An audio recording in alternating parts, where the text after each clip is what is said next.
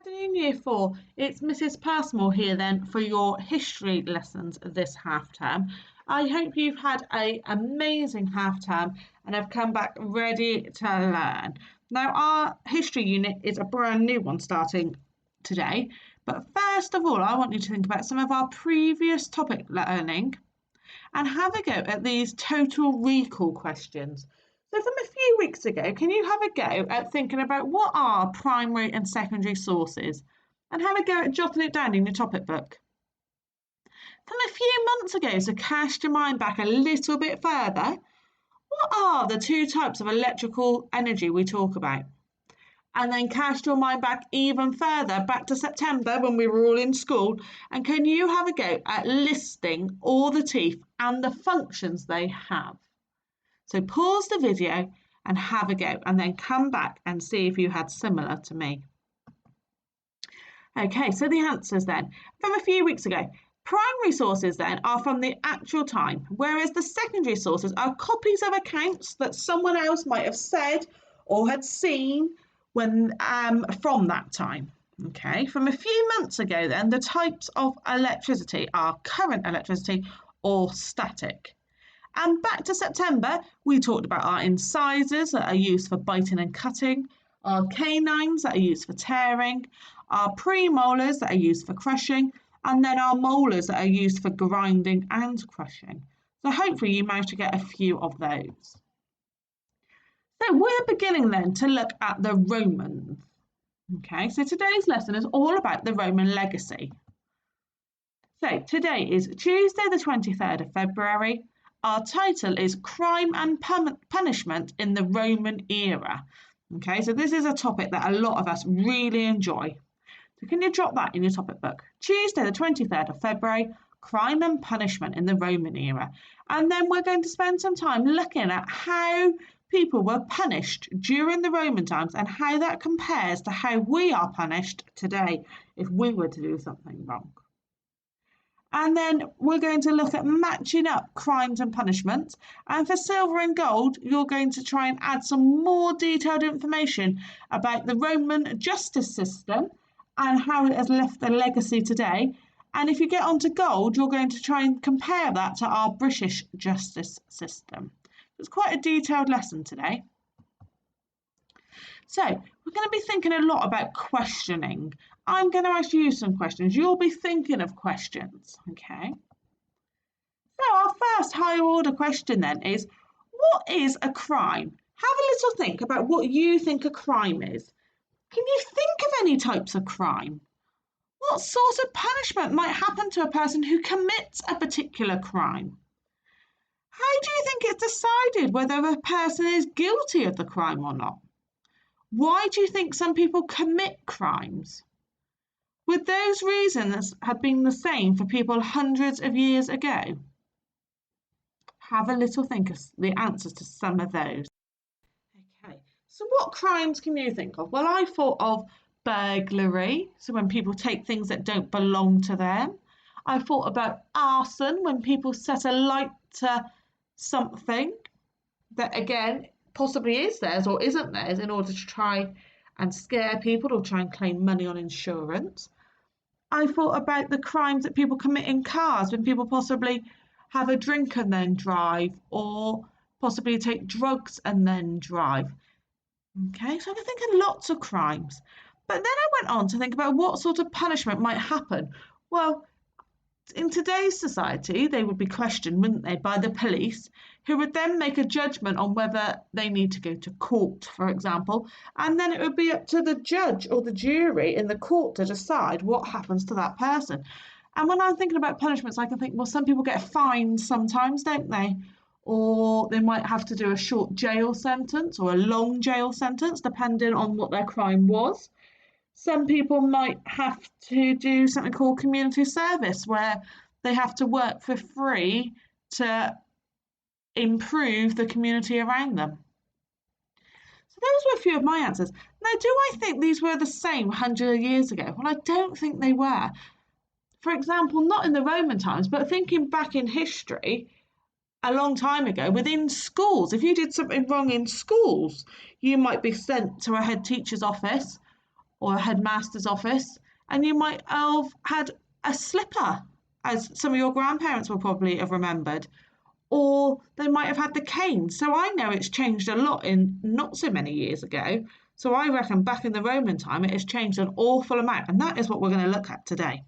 So we're going to go back in time now. We're going to go back 2,000 years and find out what has happened if someone committed a crime when the Romans were in charge.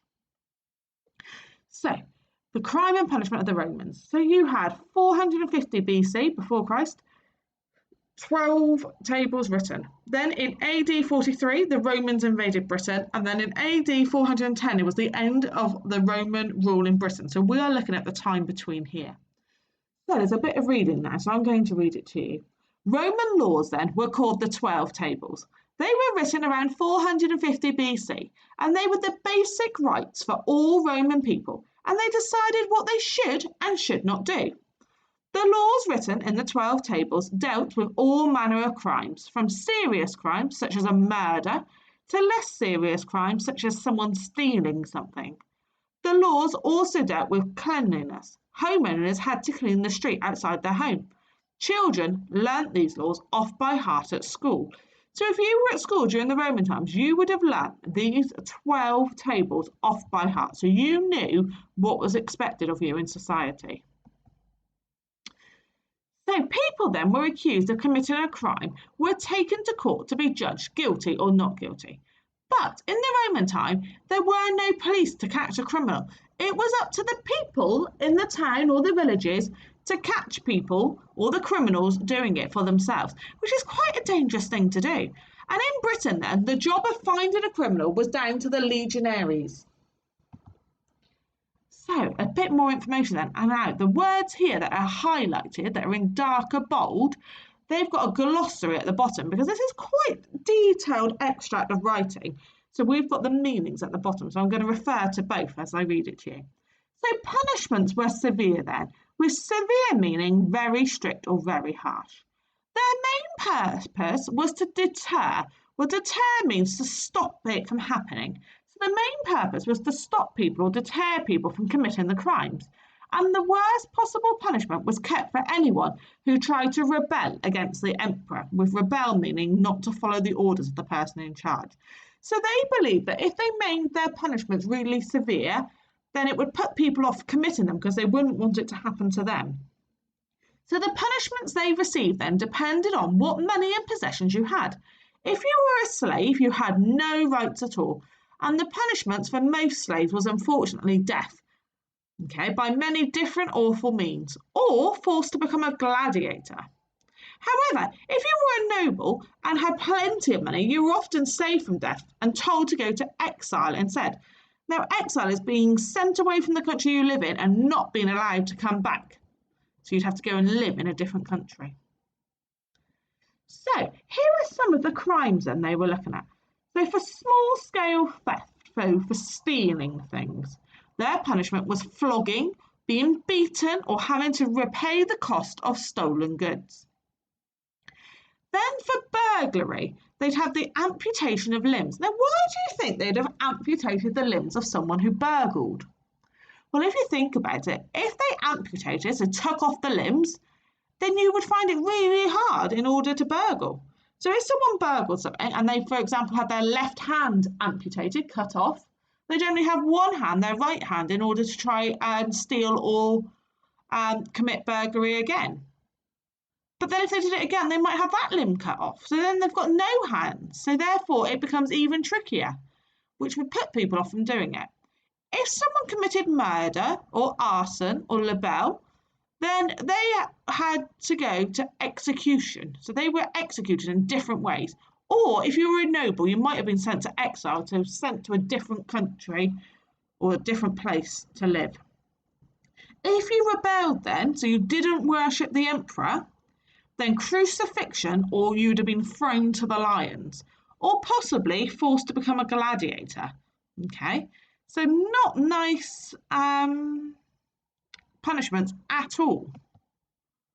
So, did you know then that just by singing a song about someone that wasn't true was punishable to death? So if you made up a song about somebody then you could be punished to death. If you set fire near any houses, you'd be bound and set fire to yourself. So this really would put people off, I think, trying to commit some of these crimes. So we're going to do a little quick task then. And your first little task is on the next slide, you are going to choose a situation card. And then you're going to follow the flow chart to see what the punishment would be. So I'm going to show you now.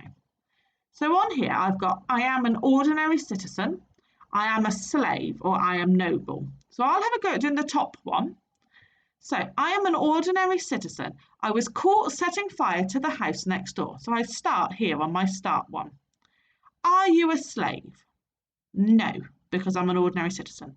Are you an ordinary citizen? Yes, so now I'm going to follow the blue line. Did you steal money from someone?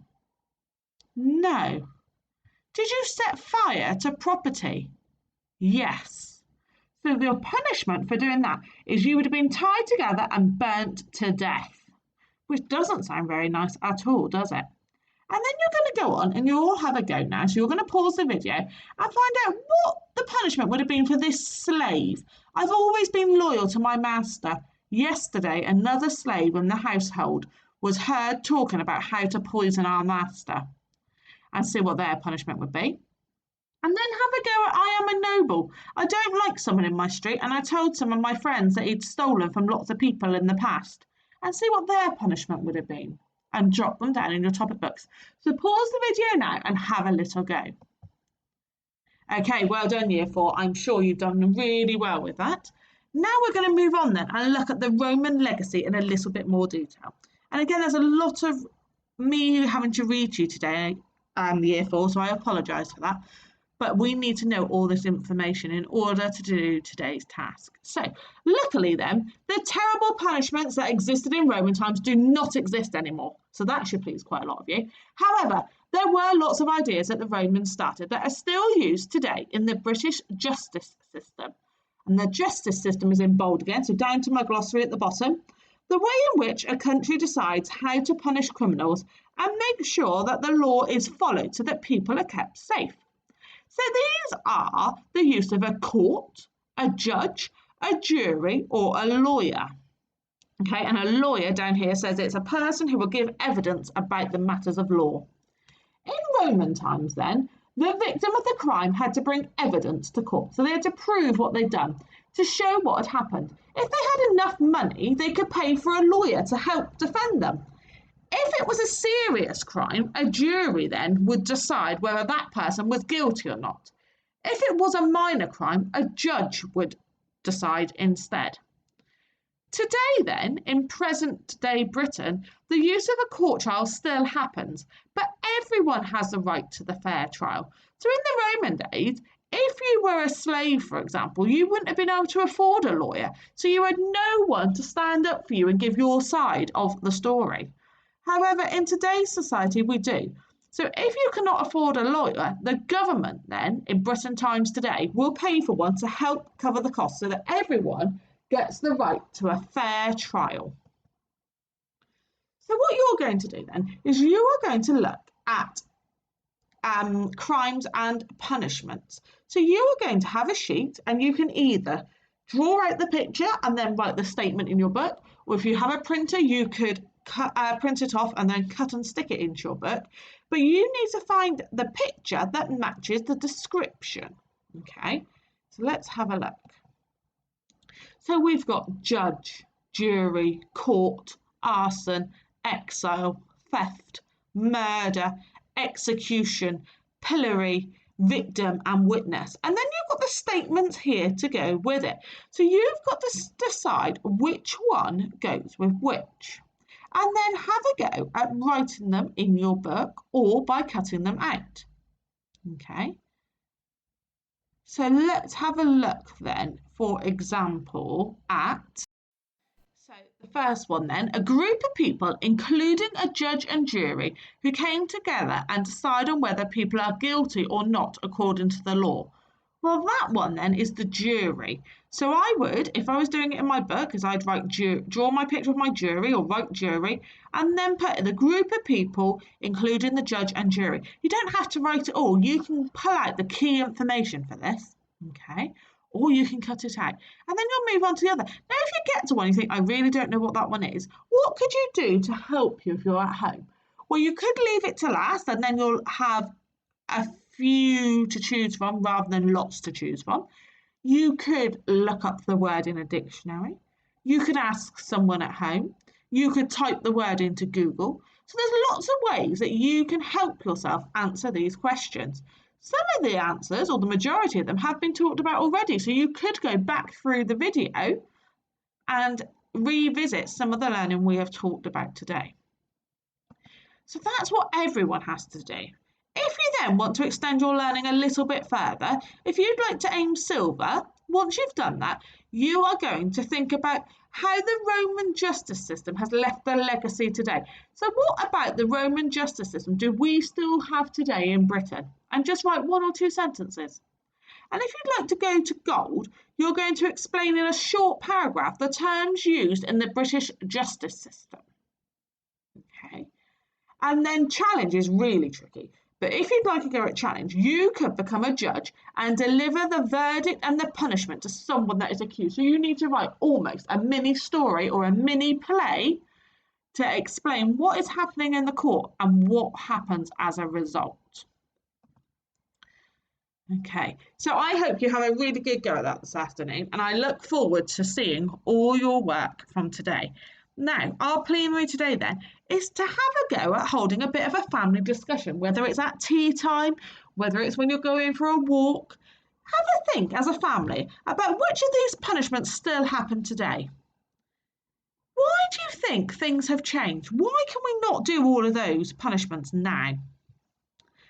And then have a think about, do you think that the Romans have got a fair system to punish people? So think about, well, if you were a slave or a noble, was it fair? And have a little go at discussing these, because you could discuss these at length. It could be that actually you think, I'm not going to discuss it with my family in my house, but I might FaceTime or video call granddad or an uncle or grandma or a friend even and discuss these with them. Have a really good go at this, Year 4, because it will help you lots when we come back to school. Have a good rest of the day, Year 4, and I'll speak to you soon. Bye.